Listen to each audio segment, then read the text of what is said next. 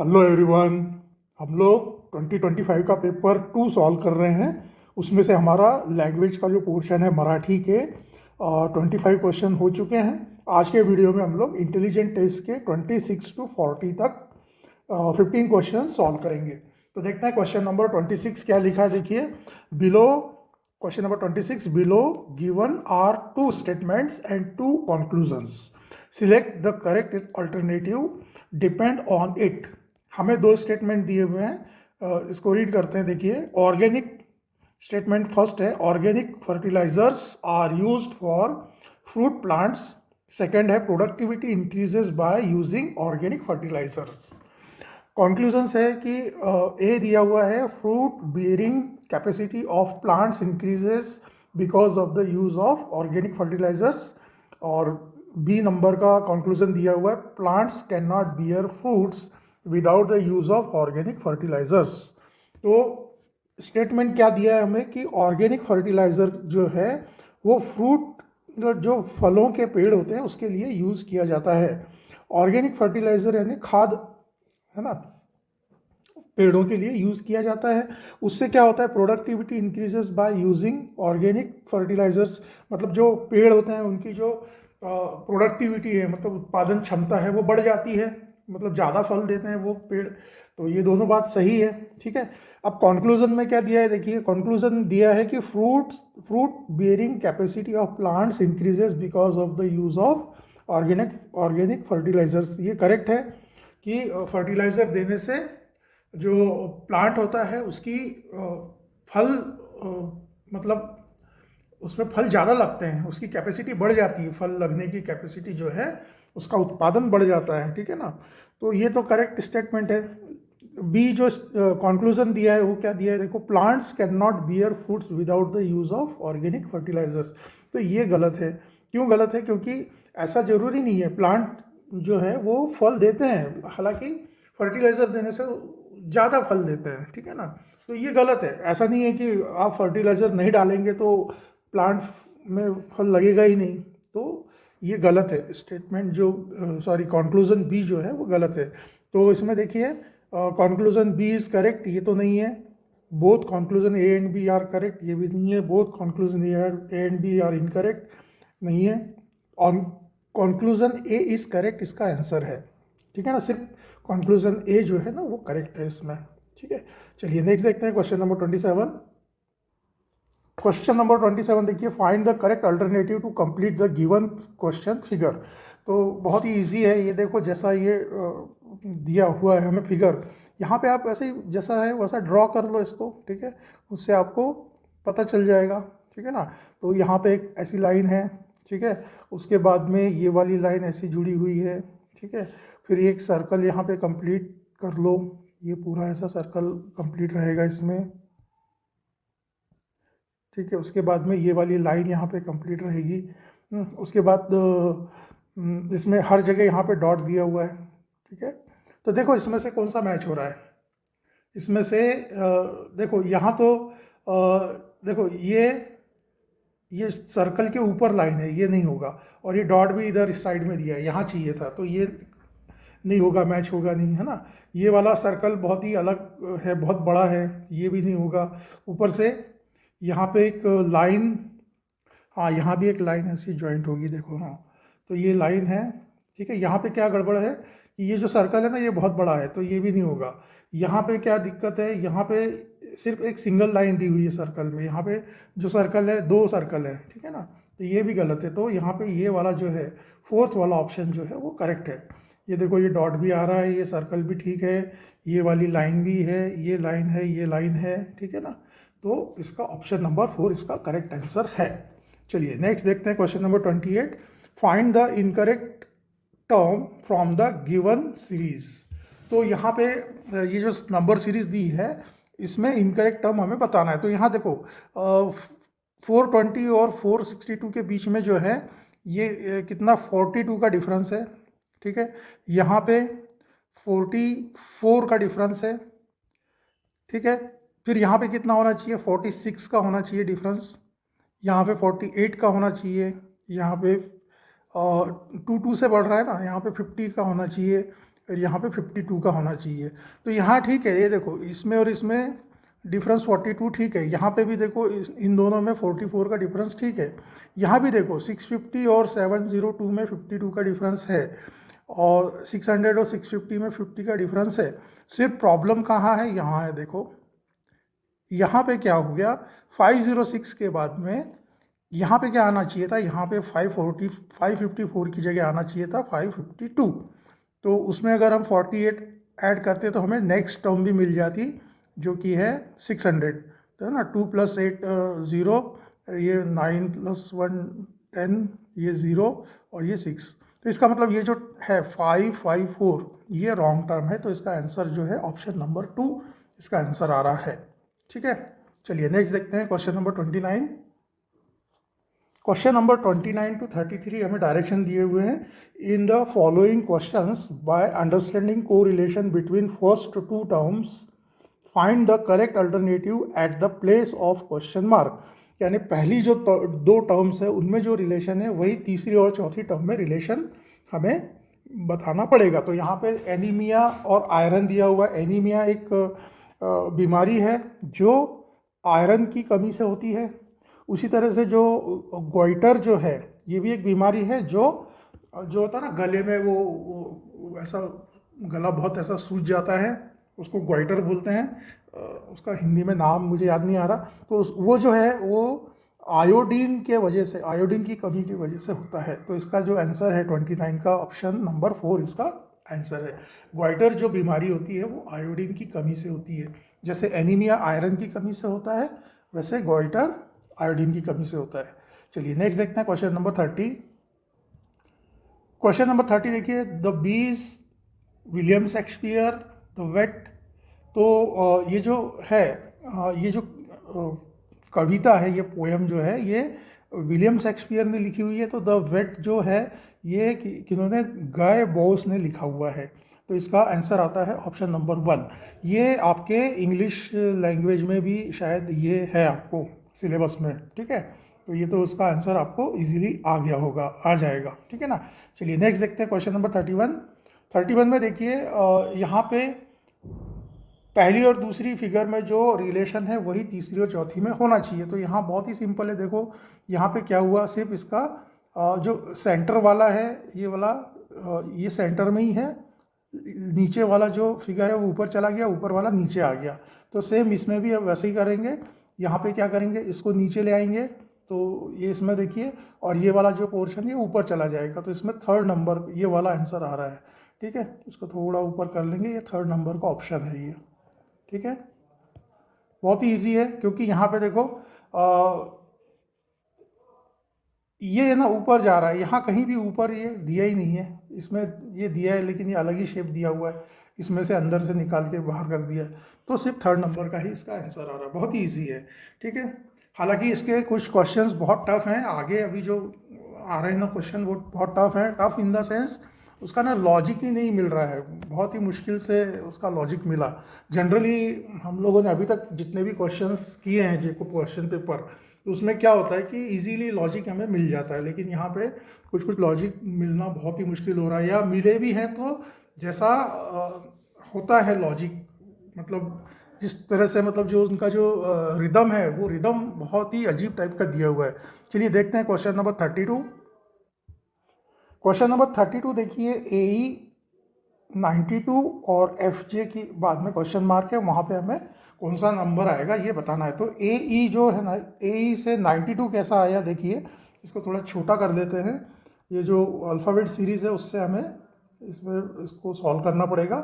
तो यहाँ पे जो है A जो है, अगर हम यहाँ से लेफ़्ट से अगर काउंट करते हैं, ये देखिए ये राइट होता है और ये लेफ़्ट होता है। ठीक है ना, ये राइट है और ये लेफ़्ट है।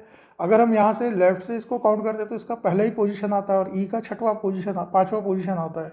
तो इससे तो 92 नहीं आ रहा है। तो हम इसको राइट से काउंट करते हैं। तो राइट से अगर देखेंगे तो ए का जो पोजीशन है वो है 25 और ई का जो पोजीशन है वो है 21। और हम अगर 25 और 21 को प्लस करते हैं तो ये आता है 46, और इंटू 2 करते हैं तो ये आ जाता है 92। ठीक है, तो इस तरह से ये 92 आया हुआ है। इसी तरह FJ, तो एफ जो है देखिए यहाँ से राइट से अगर हम काउंट करते हैं इसको तो 20th पोजीशन पे है, एफ जो है 20th पोजीशन पे है और जे जो है वो 16th पोजीशन पे है। ठीक है, ये दोनों को अगर ऐड करते हैं हम लोग 20 और 16 को, तो ये आता है 36 और इंटू 2 कर देंगे तो ये कितना आ जाएगा 72। तो ऑप्शन हमारा आंसर कौन सा आ जाएगा, ऑप्शन नंबर 1 इसका आंसर आएगा। ठीक है, अच्छा इसका आंसर शीट में दूसरा आंसर भी दिया हुआ है, ये वाला फोर्थ वाला दिया हुआ है। ठीक है, लेकिन मैंने बहुत कोशिश किया इसका कौन सा लॉजिक, बहुत अलग अलग तरीके से मैंने ट्राई किया लेकिन मुझे इसका आंसर नहीं मिला। हालांकि हमें इसका एक ही आंसर बताना है, इसमें ऐसा कोई कंपल्शन नहीं है कि सिलेक्ट टू है ना, सिलेक्ट टू करेक्ट अल्टरनेटिव ऐसा कुछ लिखा हुआ नहीं है, हम एक आंसर भी दे सकते हैं। लेकिन इसमें आंसर शीट में दूसरा एक आंसर दिया हुआ है फोर्थ नंबर का भी, तो मैंने बहुत ट्राई किया कि ये 82 कैसा आएगा लेकिन मुझे नहीं आ पाया। तो अगर आपको इसमें से समझ में आ जाता होगा अगर ये 82 कैसा आ रहा है तो प्लीज़ मुझे कमेंट में शेयर कीजिएगा। ठीक है, चलिए नेक्स्ट देखते हैं क्वेश्चन नंबर 33।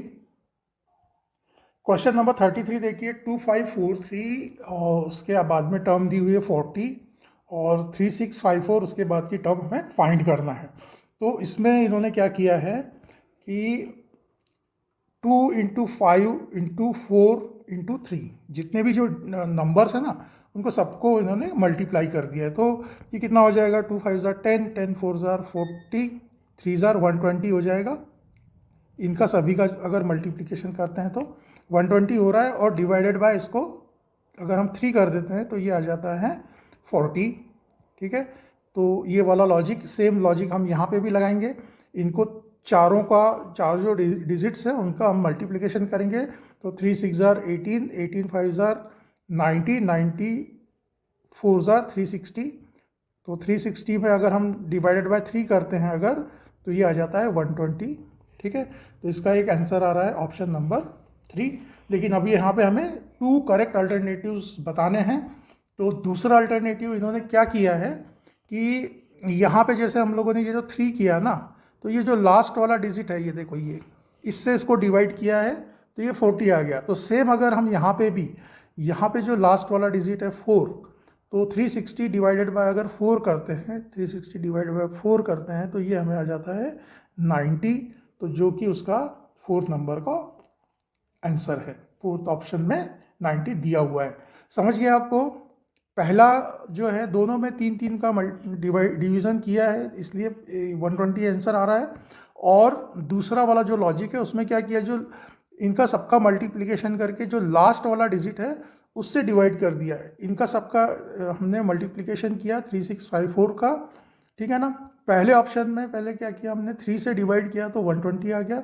लेकिन दूसरे ऑप्शन में क्या किया, जो लास्ट वाला जो डिजिट है जिसमें 3 है और इसमें 4 है उससे हमने डिवाइड किया तो 90 आंसर हमें मिल रहा है। ठीक है, और यहाँ भी 40 ही मिलता है बराबर। तो इस तरह से इसके 2 हमें अल्टरनेटिव मिल गए, option number 3 and option number 4। चलिए नेक्स्ट देखते हैं क्वेश्चन नंबर 34। क्वेश्चन नंबर 34 देखिए, below given are 3 positions of sides of the same cube with letters from A to F. Observe the position of letters on the faces and find which letter will be on the face opposite to letter E. तो यहाँ पे देखो, इसमें ये तीनों जो दिख रहे हैं ये एक ही डाय है।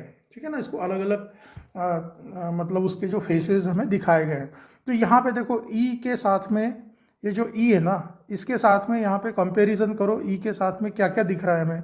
यहाँ E के साथ में B दिख रहा है, C दिख रहा है। ठीक है ना, तो B और C दिख रहा है। और यहाँ पे भी देखो E है ना, ये E है, ये भी E है। इसके साथ में हमें क्या क्या दिख रहा है, D दिख रहा है और A दिख रहा है।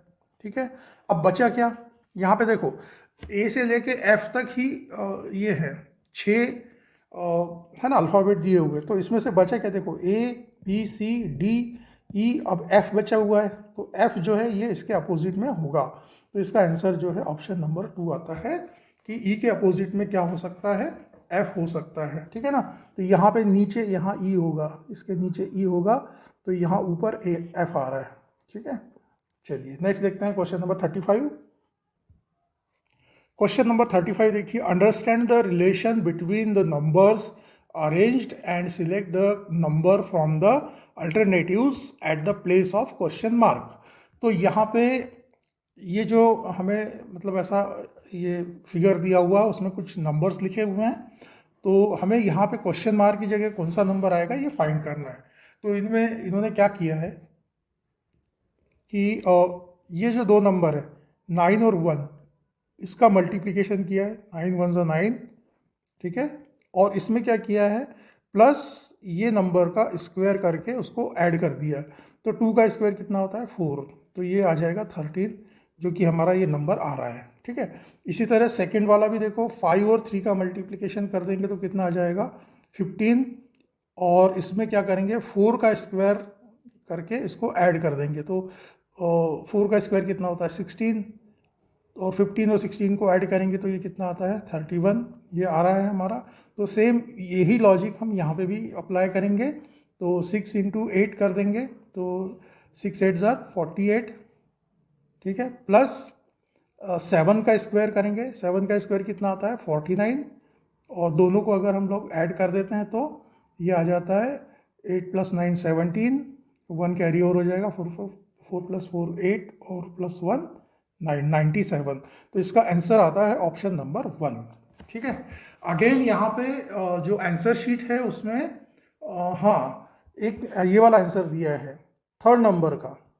इसके लिए भी मैंने बहुत ट्राई किया, लॉजिक अलग अलग तरह के लॉजिक मैंने सोचे, लेकिन मुझे आखिर तक नहीं मिला, तो मैंने इसको स्किप कर दिया। हालांकि यहाँ पे ऐसा हमें लिखा नहीं है कि सिलेक्ट 2 अल्टरनेटिव, ऐसा लिखा नहीं है, लेकिन आंसर शीट में दिया है, इसलिए मैंने सोचा कि चलिए आपको बता देना चाहिए। मतलब हो सकता है मुझे लॉजिक पता चल जाता, होगा भी शायद उसका कोई लॉजिक जो मुझे क्लिक नहीं हो रहा है, अगर आपको हो जाता है। अगेन एक इसके पहले भी हमने एक क्वेश्चन को ऐसे ही किया हुआ है, उसका भी मुझे लॉजिक नहीं मिला, इसका भी नहीं मिल रहा है। अगर आपको मिलता है तो प्लीज़ मुझे बताइए, मेरे सेटिस्फेक्शन के लिए, और कुछ नहीं है। मतलब हाँ कि आता है, हो सकता है ये लॉजिक है ना, अच्छा लगता है, मतलब बाकी कोई वो नहीं है ऐसा, इसमें कंपल्शन नहीं है कि 2 करना है, लेकिन आंसर शीट में दिया है तो हो सकता है ना उसका होगा, तभी तो दिया उन्होंने। चलिए नेक्स्ट देखते हैं question number 36। Question number 36 to 38 के लिए डायरेक्शंस दिए हुए हैं। Identify rhythm in the terms of the given series and select the term from the alternatives at the place of question mark. तो अभी तक के जितने भी पेपर हम लोगों ने किए हैं ना, उसमें इस टाइप के जब भी क्वेश्चन आए हैं तो उसमें बहुत ही इजी रिदम रहता है। हम लोग जितने भी मतलब जो भी सिंबल्स हैं, अल्फ़ाबेट है या नंबर है, उसको हम लोग टोटल काउंट कर लेते हैं, उसके फिर ग्रुप्स हम लोग कर देते हैं, और उस हिसाब से फिर उसका क्या रिदम है और उससे हम उसको सॉल्व करते आए हैं। लेकिन ये जो तीनों भी क्वेश्चन है ना, बिल्कुल अलग अलग है। 36, 37 और 38 जो है ना, इनका पूरा पैटर्न ही अलग है। बहुत मुश्किल से इसका आंसर मिल पाया है। तो देखिए पहला क्वेश्चन नंबर 36 क्या है, ये जो सीरीज दी हुई है ना, तो यहाँ पे जनरली हम लोग क्या करते हैं, पूरा वो काउंट करके उसका इक्वल उसका पार्टीशन करते हैं, लेकिन यहाँ पे वैसा नहीं करना पड़ेगा। यहाँ पे जो है पहला 1 2 3 4 5 6 एक पार्ट ये करेंगे इसका, दूसरा 1 2 3 4 5, तीसरा 1 2 3 4, और ये चौथा पार्ट करेंगे इसका लास्ट वाला, ठीक है। तो ये है, यहाँ पे 6 लेटर्स हैं, यहाँ पे 5 लेटर्स हैं, यहाँ पे 4 है, और ये 3 लेटर्स हैं। इस तरह से इसको पार्टीशन करना है हमें, ठीक है। अब इसमें देखिए इसका रिदम क्या है। इसमें क्या हो रहा है कि जो पहला वाला जो सीरीज़ का पहला पार्ट है, उसको क्या किया है दूसरे पार्ट में, ये जो लास्ट वाला सी है ना, इसको इलिमिनेट कर दिया नेक्स्ट वाले उसमें, है ना। इसमें सी नहीं है, कहीं भी दिख रहा है आपको, सी को निकाल दिया है, ठीक है।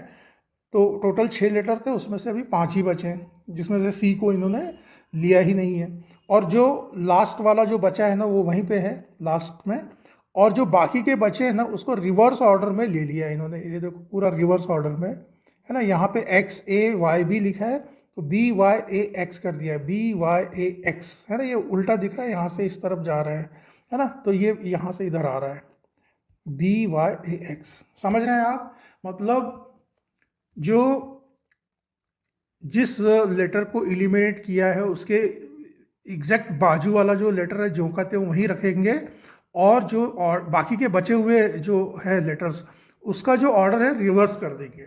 ठीक है, इसी तरह से देखो नेक्स्ट इसमें क्या किया, ये Z को एलिमिनेट कर दिया इन्होंने, तो X बच गया, X बच गया, तो ये जो AYB है ना, इसको रिवर्स ऑर्डर में लिख दिया इन्होंने, ऐसा है ना। ये BY लिखा है लेकिन इसको AYB कर दिया, यहाँ पे देखो AYB आ गया।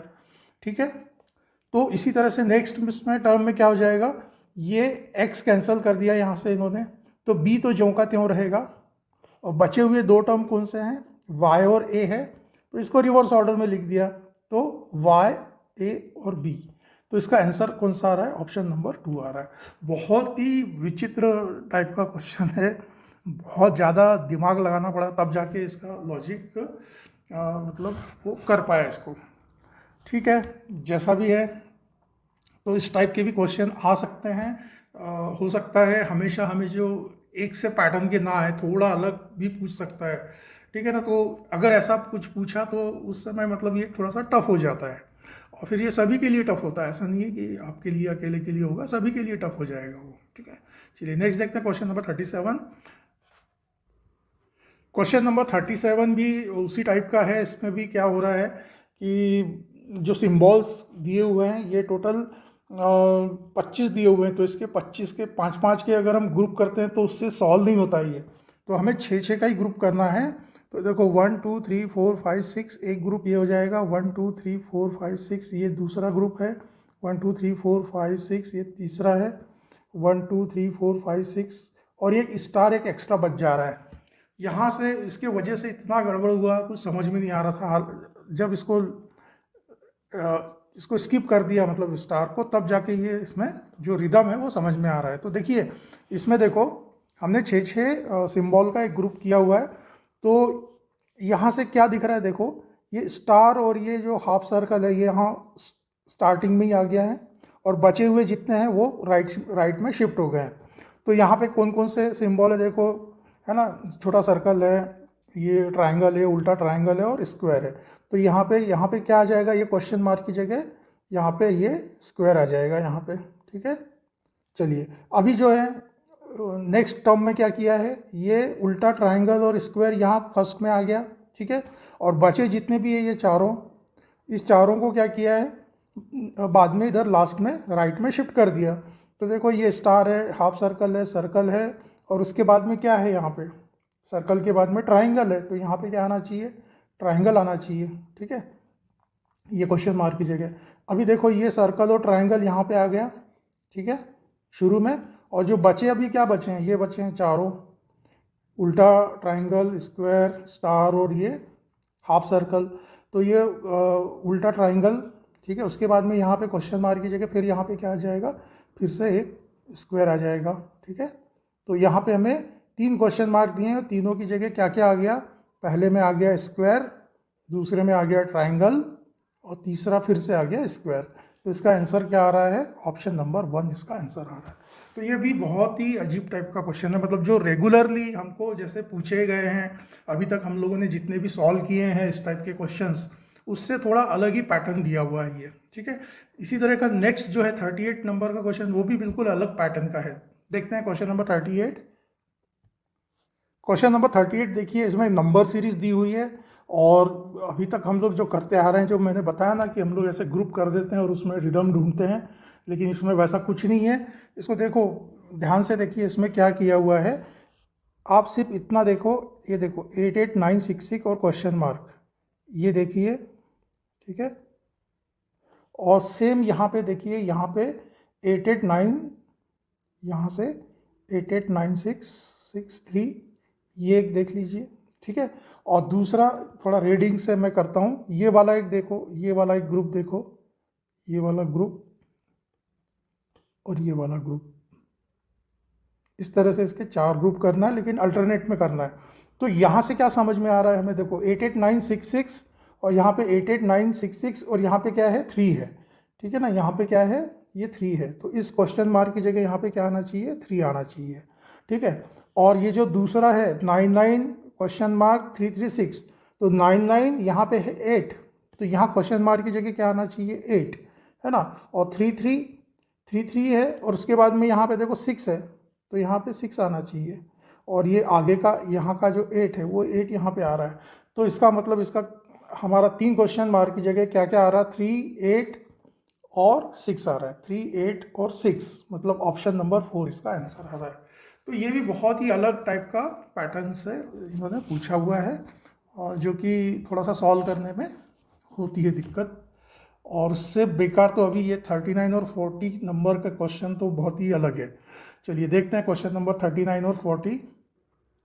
क्वेश्चन नंबर 39 और 40 के लिए डायरेक्शन दिए हुए हैं। In a code language card is 4856, maze is 4937, race is 4657. The order in the code may not be same for the letters of the given word. Solve the following questions based on the given information. तो यहाँ पे इन्होंने clear लिख ही दिया है कि ऐसा नहीं है कि अब ये C के लिए 4 है, A के लिए 8 है, R के लिए 5 है और D के लिए 6 है। यह बिल्कुल नहीं है। यहाँ पे लिखा हुआ है the order in the code may not be same for the letters of the given word.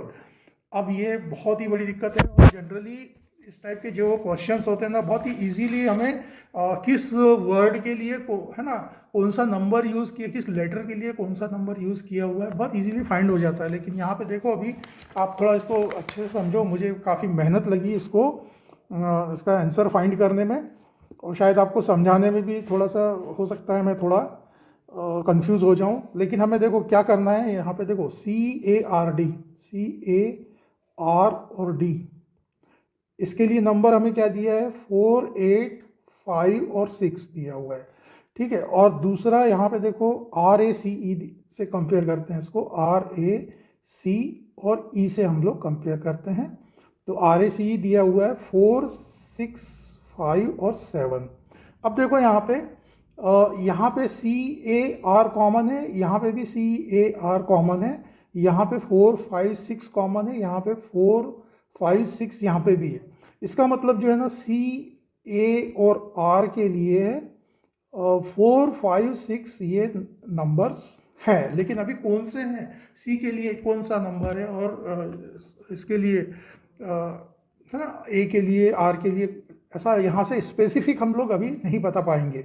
उसी तरह से अभी देखो यहाँ पे बचा क्या है, यहाँ पे देखो 8 बचा हुआ है, तो D जो है, D के लिए क्या आ जाएगा, D के लिए 8 आ जाएगा। और यहाँ पे E बचा हुआ है, और यहाँ पे 7 बचा हुआ है, तो E के लिए तो 7 आ जाएगा। ये दोनों तो फिक्स है अभी। लेकिन हम लोगों को ये इनके लिए हमें सभी लेटर स्पेसिफाई करना है, मतलब अलोकेट करना है उनको। तो इसके लिए अभी हम लोग क्या करेंगे, दूसरा और अभी मेज और कार्ड को मैच करके देखेंगे। तो MAZE मेज, और मेज क्या दिया हुआ है यहाँ पे, हमें दिया हुआ है 4937, 493 और 7 दिया हुआ है, ठीक है। और कार्ड CARD कार्ड, कार्ड दिया है हमें 4, 8 और 5, 6, ठीक है। अब यहाँ पे देखिए, यहाँ पे D के लिए तो ये 8 फिक्स हो गया है, तो D और 8 तो यहाँ से निकाल ही दो, ठीक है ना। और इसी तरह से E 7 है, तो E और यहाँ से 7 तो यहाँ से कैंसिल हो गया। अब देखो यहाँ पे A और A कॉमन है, A और A कॉमन है, और यहाँ पे क्या कॉमन दिख रहा है हमें, यहाँ पे 4, 4 कॉमन दिख रहा है, 4, 4 कॉमन दिख रहा है, ठीक है। तो A के लिए क्या आ जाएगा, 4 आ जाएगा, यहाँ से पता चल गया, ठीक है। और अभी यहाँ पे क्या है, और C जो है ना, C यहाँ पे बच गया है, तो C के लिए क्या हो जाएगा, C के लिए 5 या 6 में से कोई एक होगा, लेकिन अभी हम लोग बता नहीं सकते कि कौन सा होगा, ठीक है।